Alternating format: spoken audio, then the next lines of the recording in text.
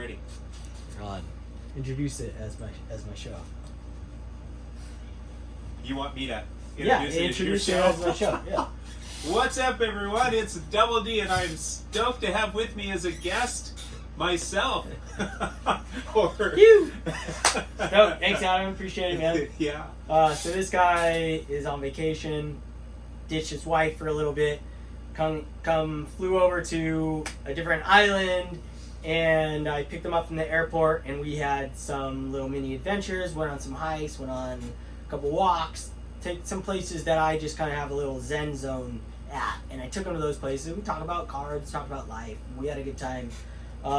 So, Adam, what do you want to talk about tonight? Yeah, well, I tell you what, I'm so stoked to be here in Card Paradise with you, man. You've got a wonderful, lovely setting for your home, and this card room is just absolutely glorious. Your card room as well as your wife's room, as well. And yeah, I'm just super stoked. I mean, when you and I roomed at the National, since I've seen your videos after that, before that, let me back up. As I got to know you from phone calls and texting, so your videos, I felt like I had this connection.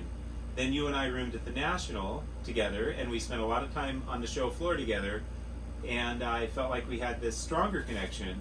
And so when I watched your videos, it was almost like I was in the room with you, but now I am in the room with you, and we've been hanging out here at your place and in your neck of the woods. And so I don't even know what it's going to feel like when I watch your videos in the future, but I'm going to feel like I'm just there at my friend's house. So really, really cool. That's awesome. Yeah, that's awesome. I love to hear that. That means a lot to me. And same thing, we just become real friends over this whole card world that we're immersed in. And it's fun to see, to experience it, because you don't know it's out there when you're just collecting by yourself. So it's been awesome. So thanks for saying that stuff. I really appreciate it. Oh yeah, and then just a few minutes ago, now you guys weren't here to enjoy it, but Dylan took me through his graded 50 cards, and then we looked at some of the others as well. And so just a plethora of vintage glory. It was just outrageous. And so it's like, man, I want to buy a bunch of these. I mean, not necessarily your cards, but I want to buy copies of a bunch of these. But it is a marathon, not a sprint. So, but it gives me something to, some cards that I'm looking at targeting. Seeing them in person has caused me to have a desire to go out and get them. Well, that's what I'm here for. I wanted to get you fired up, and my collection is a little overwhelming, maybe, so to speak, as far as there's a lot of quantity of the smaller cards and other ways you can go about collecting.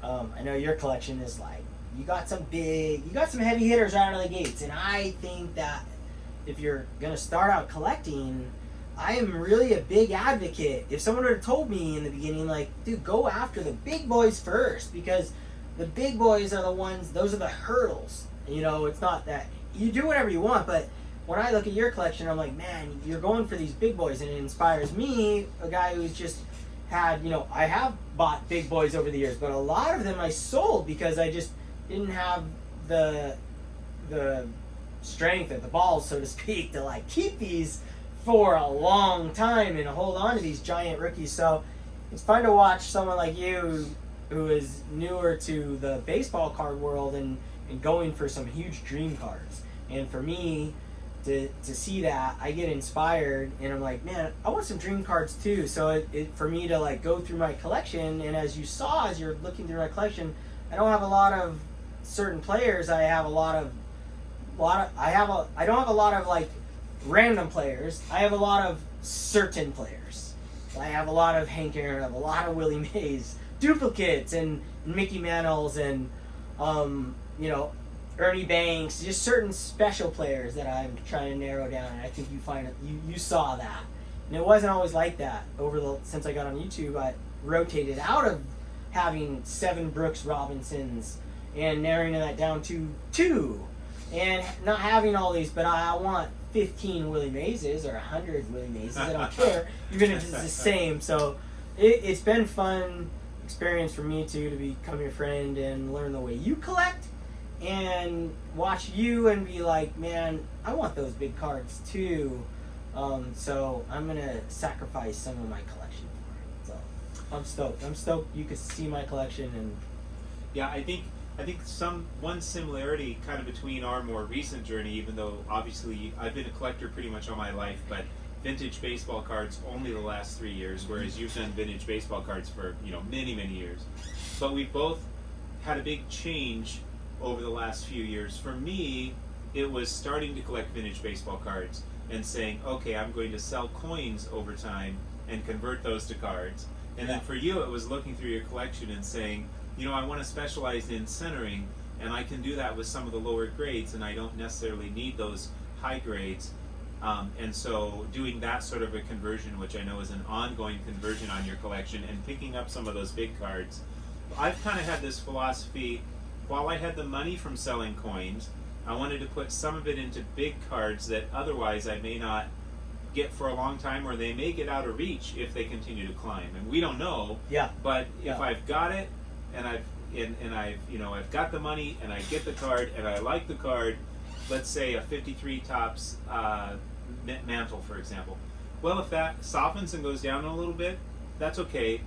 But if it goes up, I've got it, and I've got it locked in, and I'm happy with it, and I got it while I had those funds. And then I've enjoyed filling in with kind of some smaller purchases, relatively speaking, because I don't want to just do big cards, because frankly it's nice to buy cards, and I wouldn't want to have to always wait so long to buy cards. So yeah, it's fun buying cards. I'm trying to find kind of a balance, where I'm picking up some of the big ones, but and then filling them with some smaller ones. I'm patient on the smaller ones, though. If it takes me a while, that's okay. Yeah. I could have a lot more smaller ones right now and not have some of the bigger cards that I have.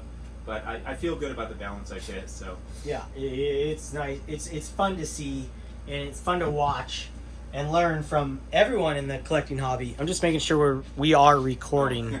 Dude, trust me. No worries. It's happened in the past where you and I talked nothing was recording. Yeah. We talked for a couple hours. Yes. Have a great conversation, and which would still be meaningful, and I mean, what we're doing now is a little it's classical, because before YouTube, if we had a friendship prior and we were friends and we were talking about baseball cards, never in a million years you would think to record it.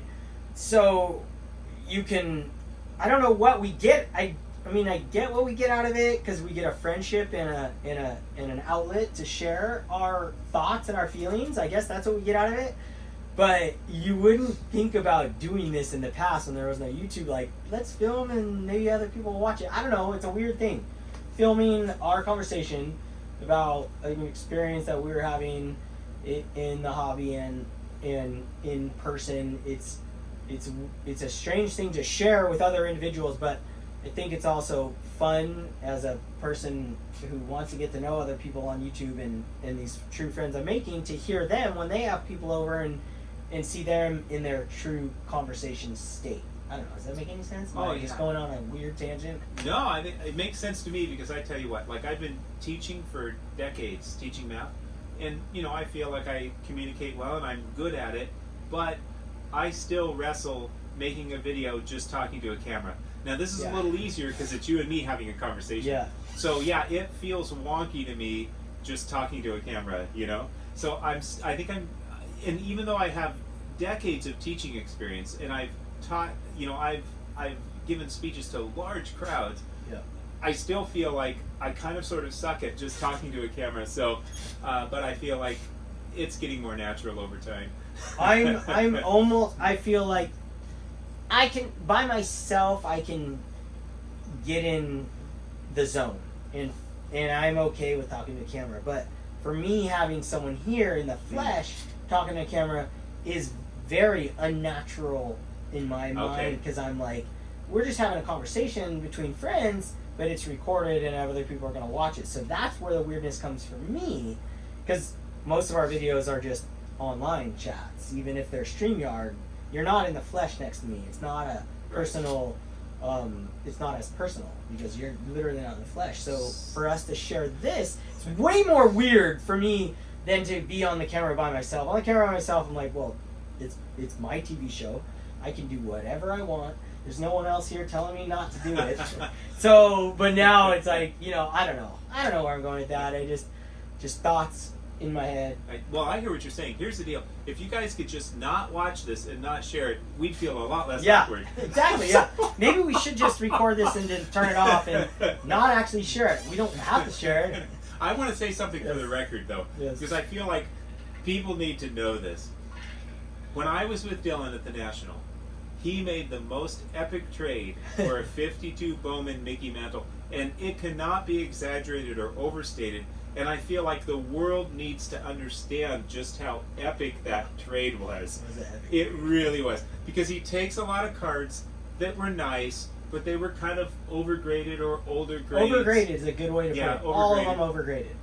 That's And he got basically maybe even beyond comps for them, trading for a 53 Bowman Mickey Mantle. It was just insane. And I thought to myself, they're probably, you know, and I've tried to trade stuff, and I know I haven't been doing vintage baseball for that long, but I've been collecting stuff my whole life, and I understand how trades work and how hard it is to trade lesser stuff for greater stuff. Yeah.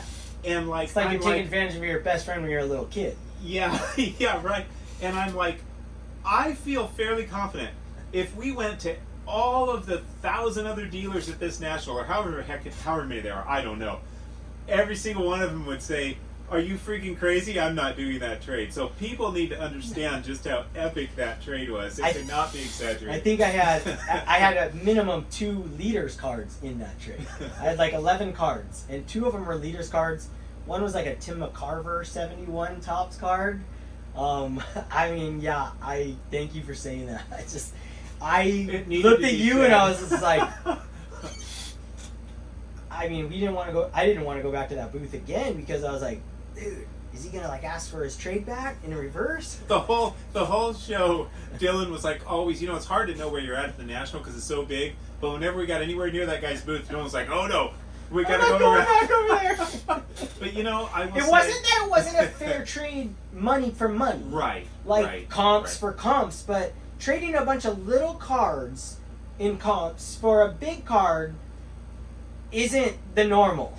You know, growing up as a kid, you learn from the very beginning. If you want to take advantage of your friend, you talk him into giving him 10 $1 cards for his one $10 card. You know, that's like what you want to do to your buddy, and you've gotten it on yourself, and you've given to them sometimes, and you get talked into it, and you talk people into it. So this felt like that situation, and I was like, looked at you, and I was like, he's gonna do this. And he let me. I did the remember the comps were on the back because I did the comps before, and we just added them up on a calculator, and then we looked up that card comps, the Bowman 52 Mickey Mantle. We looked it up, and we're like, okay, that's worth about this with all the comps. Looked it up. He let us I looked up comps for his card and our cards, added the price together, and then he goes, all right, give me $200, and we'll do the deal. I was just like, I was convinced. I first remember I said, will you do it just straight up? Yeah, that was. If this guy does this is I like. know. And he almost did. And I couldn't believe. I mean, frankly,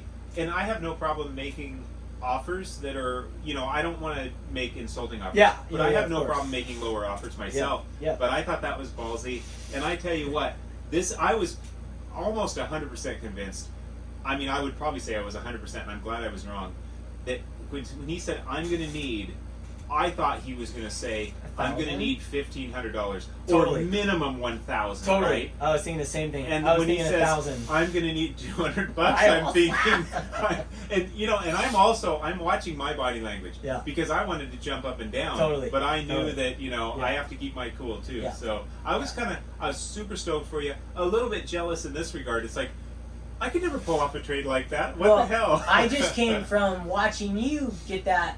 You know, within that same day, that morning, get that Joe DiMaggio rookie card, and I was like, "Oh my gosh!" Now I'm toasted because all I want to get is a giant card, just something that is just like spectacular for me, and then the trade situation, you know, and I had to break that trade up too because I had it all laid out, comped it out, and then I went and did the Sports Card Nation. Live in the middle of the show, and I had to leave that trade. And I was like, no, I blew it! Oh, yeah, And then yeah. remember, we went back, and he was still okay with it. So, yeah, that was cool. So that was fun to have you there for that. That was super sick. And I That will was say, on the DiMaggio, you were going to find a way to buy it, you know, credit Oh. card, you name it. Oh, I was buying it if you didn't buy it. I it. said, if you don't So- buy that card, I'm buying that card. 2,600 or whatever you 2600, paid. yeah. Is a steal of a card. Is outstanding. So I neglected to mention that on, you know, when I showed off the DiMaggio. There was another collector too. I won't mention him by name, but he was looking to buy that card. I saw him Thursday night at the YouTube get together. Yep. And we were showing each other the pickups we had at that point. Yep. I showed him that card, and he was like, I was going to buy that tomorrow. He even showed me the text string between him and the dealer. Oh my gosh. And Goes so, to show you just crushed it on that. but he was, you know, he was, he had a good, I mean, he got it. He understood, you Yeah. know, that Yeah, that's this the way was- it goes. yeah, So, totally. you know, really heck of a nice guy. Yeah. But I felt a little bad just because, you know, that Feel was his bad, target. but almost better too, in the sense that someone else was going for that same card, so your eyes were not deceived. Well, and You here's know, like when another collector wants that Right, card, you right. you have a little validation of like, that was a nice card. well, because those are so tough. I mean, the with That was cartoons is spectacular. much more desirable, Absolutely. and there's less than 400, including qualifiers, as around 350ish of either type, number 250 or 274, in PSA grades. That's crazy. And so, you know, and then they just get pricey really quick. So this was a one or a none, but the dealer had it at $2,750, and he's a dealer that tends to price things. Close. Close. To comps, if not comps. So I offered $2,500, which is what this other gentleman had offered, by the way. He was Yeah. trying for the 25. Oh, wow. I think he was going to go back and pay the 26 though. Wow. Then the dealer said, you know, 26, and I was like, Yeah. we got a deal. Yeah. I mean, you buying that card made me rethink everything. Made my whole head spin, because I never looked at that card, never hunted for that card, because it was just, to me, it was out of my league. But with a lower grade thing, never hunting for it, not knowing that card could be had for $2,600 in that condition, it just changed everything for me. I was like, oh my gosh, now I just want big cards. Now I only want big cards. Well, But- I didn't know either. You know, I had thought that would probably be, you know, just maybe, I don't know, $4,000 or something. Yeah. Out of my range there. Yeah. So One card. You're going home with one card. Right. You know, that'd be a one card wonder, like the 33 Gaudy Ruth, you know, batting like $6-7 for a one. Like, that's a one card hit at a national if you bring your whole guns loaded. Like, Yes, but the yes. Joe DiMaggio rookie card, you know, you could, I mean, yeah, $2,600 if I found one like that, coming home with me. you know, For sure. there's 24 that don't have the cartoons. Then they did another 24 with cartoons to keep their production costs down and still sell more cards. Yeah. And then they numbered them off of the 33 Gaudy, which is weird. 33 Gaudy has 240 cards, so they started the 38 Gaudy at card 241 as if it were an extension of the 33 Gaudy set, which is crazy. Oh, wow, that's weird. So they did 24 cards, Yeah. then they did 24 same cards with cartoons, but that series says out of 312, but really goes only to 288, which means they plan to produce 24 more. You're- Now, You're like a mathematician Oh, whiz, because I'm sorry. just like, how many cards they produce? That is way. no, anyway. Somebody's getting it, watching. Yeah. Well, the weird you lost thing me is, at- sorry, my you bad. lost me right.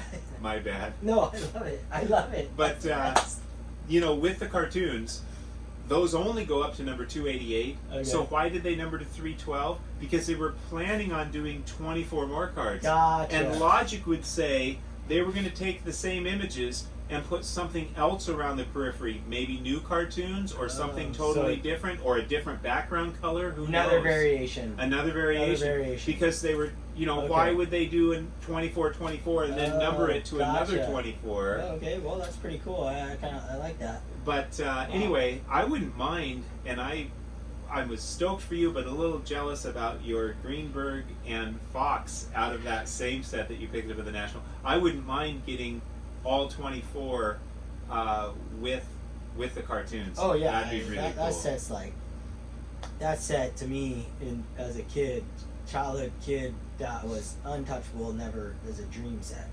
that was up there with the Lajoie that I called the bicycle card, but yeah, that is up there. You just can't, you couldn't touch those cards. You buying that made me think, wow, what other cards can I afford in that set? And then I found that Jimmy Fox, and then at the end of the show, which I'll show at some point, is found that Hank Greenberg, you know, under 3 cards, not showing. So you just, it goes to show, you know, you could, you know, even if I've been collecting for so long, you can learn so much from anyone in the hobby, because they could be showing you a card that you're like, wow, I didn't even know that was affordable. Didn't even know you can get one like that. So just super epic. And I'm stoked for you as well, yeah. Well, I'll tell a quick story then about 2 cards Adam brought over as a gift, and both hit the spot. One's really, really funny because we were walking down the trail. I took him on a hike, and I was telling him I was just not a fan. We were talking about cards, and I'm like, I'm not a fan of hand-cut cards, and it doesn't mean that I don't like them. I mean, they're not my cup of tea yet. I haven't gone down that road of hand-cut cards. And I go, I have one in my collection, the Yount rookie, I think it's the Hostess or something, because it was in a lot I bought. But I don't have any else. I wasn't the kid at home taking the boxes of tops and cutting. I literally was saying, taking scissors and cutting the cards out. And that's what I picture when we collect those cards. And so I was just like, I was not bashing on them, just saying I haven't gone down that road yet, and I haven't turned that corner yet, because my mind loves pack pulled cards. And that's what I was talking about. I just have this thing for pack pulled everything, autographs, whatever it is. I want it to come in packs. I think the DiMaggio rookie started because that was in a pack, and I go, that's his rookie because it came in a pack. There was other sets that came in other things, and I include like tobacco packs of cigarettes and tobacco products as packs, but really in the modern era. So the pack thing, and then so we were talking about it, and I was like kind of bashing on him in a way, in a respectful way, and just saying I just don't want to collect them. And then he brought over, and I opened up a gift, and it was a 1984 Topps Nestle box bottom hand cut in. Was this not a box, or is this on a Nestle's box? I think it was a sheet. A sheet and of Nestle's. By Topps, okay, they did do the sheets, Nestle, yeah, but produced by Topps. So a hand cut is what got me. I opened up and it said hand cut. The only way you could get the individual cards is if you cut up the sheet. So someone had a sheet professionally cut then, in order to get the Gem Bank 10. Absolutely. So he got me this card, and I just like was laughing so hard, and it's so cool. And for me to have that card after the story I just told, like 10 minutes prior, as we were walking down the hike, and this is the card he gives me, I just thought it was awesome. So special card in my collection. And then like 10 minutes later after opening it, I didn't even know it was a Gem 10. I didn't even look at the grade. I was looking at the card, and I was like, that thing is like not cut by a hand. And then I looked, and it was like a Gem 10. A Gem 10? Is that possible?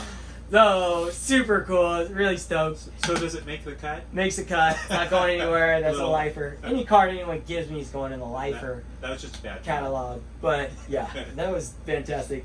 Another card he gave me was perfect centering of a Yaz 1968 Topps, and he didn't look at my 68 Topps graded box binder, but I don't have this card. I have it ungraded, but it's a different collection. My collection is in ungraded category and graded category, 2 completely different collections. So for me to have this, super stoked. So thank you, Adam. Absolutely. Appreciate it. Really stoked. I looked for well-centered cards because I knew that's what you enjoyed. Perfect. So. Gem 10, you can't go wrong. I mean, I know you'd be happy with any gift, but I knew you'd enjoy the well-centered, so I went super stoked. Actually, do I have that? Yes. I swear, I thought I had that Yaz up there on the wall. I can't believe I'm right here. It's like I stepped through my computer screen, and here I am. Now, guys, if you're out there, you just have to believe hard enough and step through your computer screen, and you'll be here with us too. Look what happened to me. Hey, that's what, when I do my videos, the only reason I feel so just talk how I'm thinking about a card. Say whatever's on my mind is because it's my friends on the other side, and they're watching cards. They're watching me look at baseball cards, and I like watching them looking at baseball cards. I like watching you look at baseball cards. I like watching people talk about baseball cards. That's why we're here. It's just awesome. I'm not sure if I'm supposed to be facing you or the wall of glory over here. I mean, or the camera, people, or the people, the wall of glory, the walls of glory. Well, Adam, anything else you want to add? So, this is just amazing. You know, like, I mean, I know so many people have this sort of a story, but I had collected in a vacuum pretty much my own life. Even when I collected other stuff, I really didn't have any close collecting friends. And, of course, I have friends. Well, maybe a friend in life. I've got some friends and relatives, you know, and some of them might be like, oh, that's nice. But it's just not their thing, you know. Yeah. They're into other stuff. And so this is just really surreal, and I just feel like this is like making it, I don't know, to the top of the mountain, you know, like I mean, relationships will develop over time with you, with others, but like connecting with you via YouTube comments, and then ultimately texting and talking on the phone, and then at the National and being blessed to be your roomie, and now coming and spending some time with you. We did some outdoorsy things, and you know, now in your card room and doing the video together. It's just like really making friends like this is so amazing. And I don't want to get allergies, because I hear allergies can go around in this Definitely area. In this room. I've heard it's in this room that affected area. But you Absolutely. know, I just feel like, you know, we're becoming better friends over time, and I really appreciate you. And you know, that transcends the cards, although I'm really glad we have this card connection. So yeah, that's really incredibly touching. I'm almost ready to have some symptoms of allergies right now. So It's I'll awesome. leave it at that. It's awesome. It's been great fun. It's surreal for me to have people over here. You're the third person from YouTube, and I've been on YouTube for a year and a half or so, and third human being to be in this room that isn't on YouTube. And I've also had friends because of YouTube that I've made. I mean, I made them prior to YouTube, but I never invited them over. And I invited them over, card friends from my local card show and my card shop that I've been going to forever. I've had them in my room as well, and I would have not have invited them over if it wasn't for YouTube, because I wouldn't have just had that experience of like, people really truly do love cards and they want to see other people's card rooms. And so yeah, it's been awesome. Surreal for me too. So. Well, that it? Yeah. Let these guys go. Hey, you know, I would say this. Think about whether or not you want to transform your collection, you know. I mean, it could be that your collection is right where you want it right now, and if that's the case, that is totally awesome. Oh, this video is getting longer right now. Yeah, that's right. This video is going longer. Extended sessions. Extended. Bonus coverage at no additional charge. This is a topic right here. Yeah. But think about whether you want to transform. Now, I go through my collection on a regular basis. I buy everything with the idea that I'm going to hold it long term. I'm not thinking investment, although I pay attention to the money, certainly. But, you know, I buy things because I have a desire to hold them long term. But when I go through, it's not uncommon for me to find a couple of cards and say, I'm going to go ahead and let these go. These, I would rather have something else. They're not, you know, I'm not as stoked about these as the others, that type of thing. Yeah. And of course, I still have some coins, and over time I may move those. Yeah. But, so, my ideal would be to buy a card, keep it forever, never sell any cards, but that's not really the way that it goes, for me anyway, I should say. Yeah. But I think, you know, my goal, I think my collection's always a work in progress in that regard, because I want to improve it by adding or improve it by subtracting and maybe selling something that I don't care for so much. Yeah.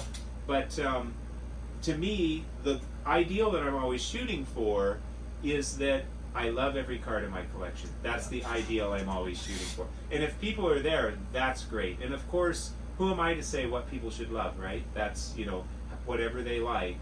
But I would encourage people, think about whether or not you want to transform your collection in some way. There's nothing wrong with that. If you don't, that's cool too. Yeah. But there's nothing wrong with taking a totally different direction, whether you want to downsize it, get bigger cards, or whatever you want to do. So we were kind of talking, well, Adam brought it up. We were talking about this subject of how it's scary to transform your collection and to make the choices. When you collect something for so long, are you allowed to change your opinion? When you believe something for so long, are you allowed to change your opinion? Of course we are. Yeah. We can change our opinion at any moment about anything in life. And as you get older, to me, that's what my life's been about, is changing my opinions about things and not staying on this rigid path in life and these ideals that I had. And that it goes with our collections. It is an ever-changing thing, and you are allowed to make complete U-turns. You are allowed to adjust the way you collect cards. And there's cards that you're gonna have forever that have a meaning to the actual cardboard, where you picked it up, where you got this card, who you traded with, where you bought it, the moment you bought it, whatever that may be. There's cards that will stay with you forever, whatever they look like.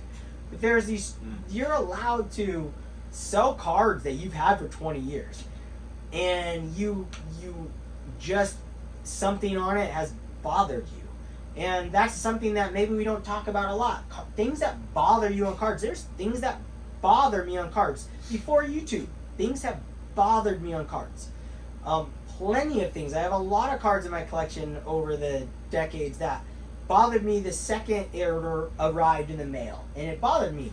But I wouldn't sell them because of my stubbornness or my reluctancy to be like, I have to go look for that card again.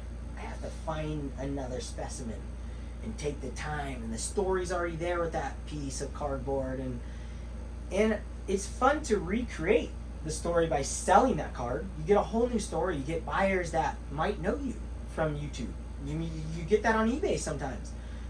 You get a story when you buy a card and you're like, that was this night, I bought this random card, I was sitting here and this and that. And you can sacrifice some of the stories you have in your collection to make your collection more precise on the target you're trying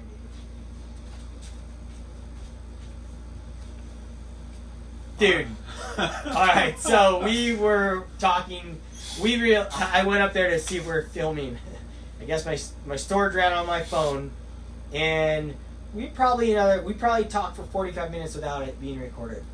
I would think so, maybe longer. And we were on a roll. We were in a Zen mode. We solved all of the hobbies. Whole problems. Everything was perfect. We just aced it. Dude, you guys would have been like, oh my gosh, this is perfect. So, dang, that sucks. But we lost it. But we have the story, and we still have a great conversation. Yes, we did. Yes, well, let's see. What did we talk about? Now that we can go into all of it, we talked about remaking your collection if you want to. Yeah, that may be on the video. I think it may be on the video.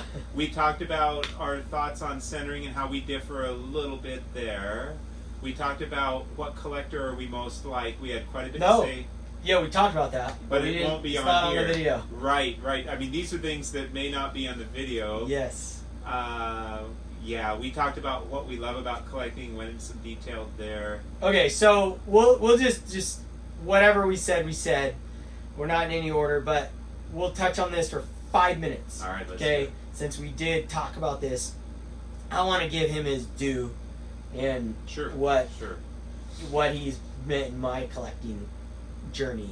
I asked Adam earlier today, who collects most like you?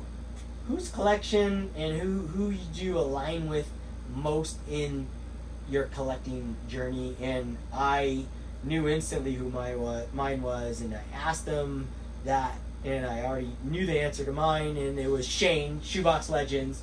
Probably talked about Shane for 10 minutes. Yeah. And Leo. Don't forget Leo. Yeah. We talked about Leo too. Yes.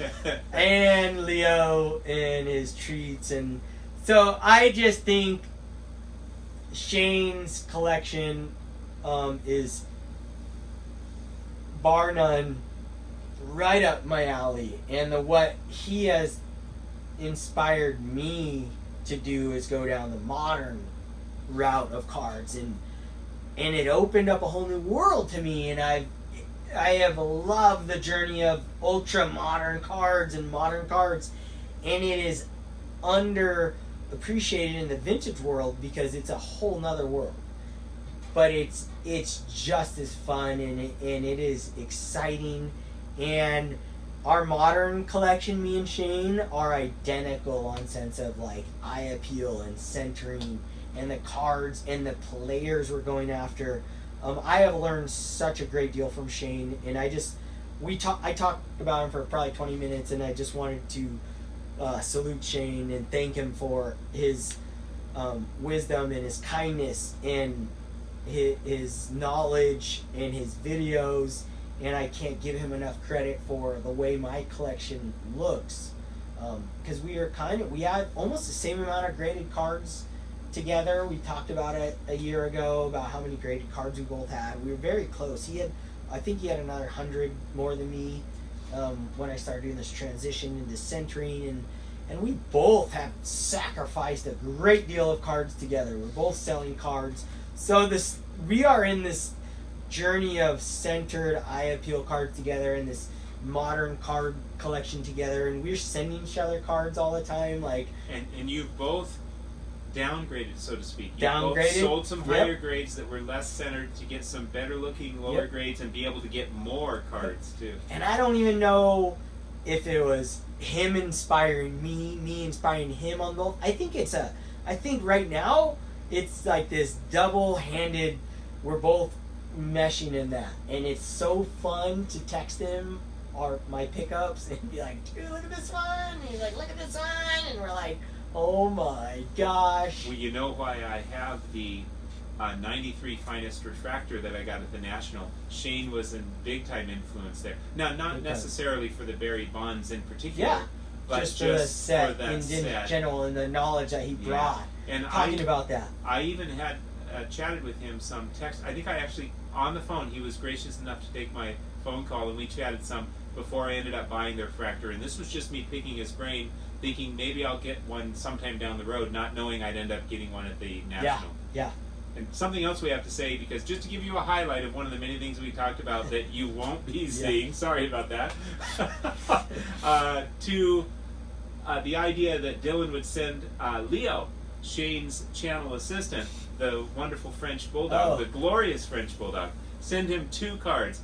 Same card, one's off center, one's totally centered, to see which one Leo likes best, except the centered one. No, they both have bacon in them. Oh, I they're thought both you were only going to put bacon in the no, centered they're both one. bacon. Oh, they both have bacon. I thought it was, used bacon. Does the off-center inside. card even deserve bacon, though? They all have to have, you got to have an even choice from Leo. They both have to have bacon in them. Okay. I thought the bacon was only going in the centered card. That's what I thought the joke was. No, bacon's going in both. He's got to choose. Okay, fair enough. Well, I botched that then. Yeah. And then the guy that you chose, it was more of a, the way he looks more, but the way he talks about his cards was John Wade Boggs fan.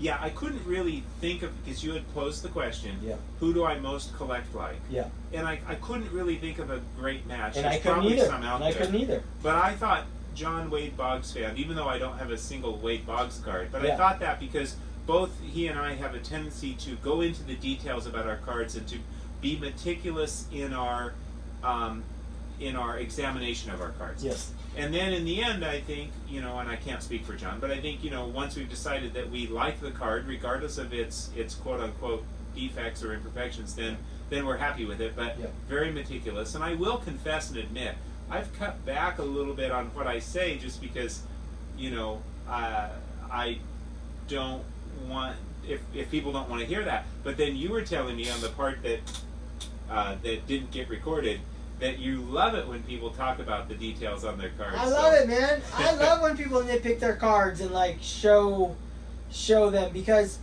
it makes your brain. I love to know what people paid for cards. I do videos for my own videos. I do just like most people do their videos because those are the videos they want to watch. Yeah. I do videos how I do videos because those are the type of videos I want to watch. Doesn't mean I don't watch other types, and doesn't mean I don't like the other types. I do videos because this is the video I want to see. So I love hearing John talk about his cards and zoom in. And I love how you slow-mo your video up, your card up, and talk about this and this detail of it, and nitpick it, and call attention to defects of a card. I love that. Because right. it makes me look at it and be like, okay, well, yeah, okay, I see that. I wrap it through my brain, and I go, man, that's cool. I love that. See, now I can start doing more of that, or at least like I used to. Yeah, and then if you people wanna don't do. like it, I can just blame it on Dylan. Blame it on me, Dylan man. said, he likes it, so I'm doing this for Dylan. Look, if there's anything that you want to, you've learned from my YouTube experience, or I have learned from my YouTube experience, I should say, is, look, do whatever the heck you want to do. Yeah. Because they say don't do long videos. They say don't do this, don't do that. Edit your videos. Pick a great thumbnail. Man, who cares? We're collectors here. Now, if you want to grow your channel, there's obviously ways that you should go after those things. You should be paying attention to certain things. But in all reality, as a collector, you just do what you want to do. And if you want to sit and look at one card for an hour and talk about it, like other people want to look at that card for an hour and talk about it too, or listen to you talk about it, in my opinion. Now, if they don't, then you'll see you'll have 0 views. So it's like, it's one of those things. Sure. Well, and I just enjoy what you do. Well, thank you. And I enjoy what you do as well. So, but thank you, my friend. And I think that it's natural for somebody to gravitate toward those channels where they really enjoy that content. And so, I will confess I have my must-watch channels because I really enjoy that content, or I'm close with that YouTuber. Yeah. Or both. Yeah. Mostly both. Yeah. And then I have channels that I may watch once in a while, but they're not as high of a priority, and it's not that I don't appreciate those collectors, it's just I think it's natural.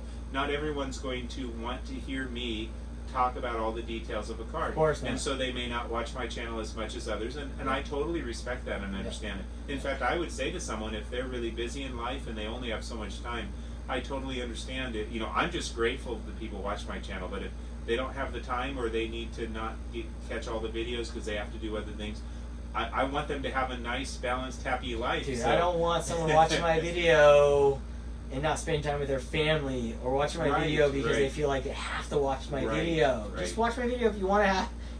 If you like hearing us talk about, you like me hearing talking about cards, then you can watch the video. Watch the video because you want to watch the video. Yeah. Don't watch it because you feel like you have to watch a video.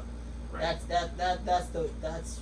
Now I'm guilty of that. I will confess. We all are. But We have to. We watch some videos because we want to support the person and share in their joy in certain things, even if we're not like, that was the best video ever.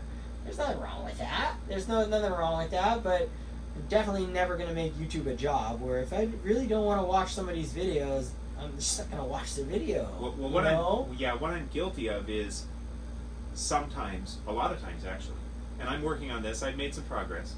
Definitely this week since I've been vacationing. But, wanting to watch all of these videos and feeling guilty if I don't, or just watching all of them when I should be doing some other things with my time. And so I'm still working on getting to a point where I just let more of them go. Not because I don't want to support the guys, but because we all have priorities, responsibilities, and other things we need to do as well. And we only have so much time we can budget for video watching. So I'm still working on that. It's always a work in progress. But you know what? Thing. I think generally people realize that if you're not watching too many of their videos, that doesn't mean you don't like them. Totally. It just means that you only have so much time. I was told by somebody, I don't remember who it was, just like, don't worry about watching everyone's videos all the time. Just comment on their videos once in a while so they know you exist, and you'll keep a friendship with them, and you can watch the videos you really want to watch of theirs, and that's it. Like, so. Well, dude. I know, because I know what we did before. We went. Yeah. We could go on for 2 more hours, but easily. It's 9 o'clock over here. My wife wants to go to bed, and since we already talked for like 3 hours, and I don't even know if it's recording now. Well, that's a good point. With that said, show your cards multiple times, because not everyone sees all your videos. There's my last thought. So, thank you guys for watching. Thanks for tuning in. From Cardboard Paradise. From Cardboard Paradise, I am here. Amazing. Say the ending words. I don't have any special words. Oh, ending words. You know. My new thing I hope is. you had. I'm gonna say this. Oh yes. Yeah. There we go. I hope you had a wonderful and peaceful time here at Double D's Card Paradise. In the sanctuary. Oh, in the Card Paradise Sanctuary. Do you like that one? And my new phrase: don't be influenced, be inspired. Don't be influenced, be inspired. Whew. I love it. Later, guys. Later on. Dude, it was gonna be done. Oh wow! Wow. Yeah, I had to push a button to say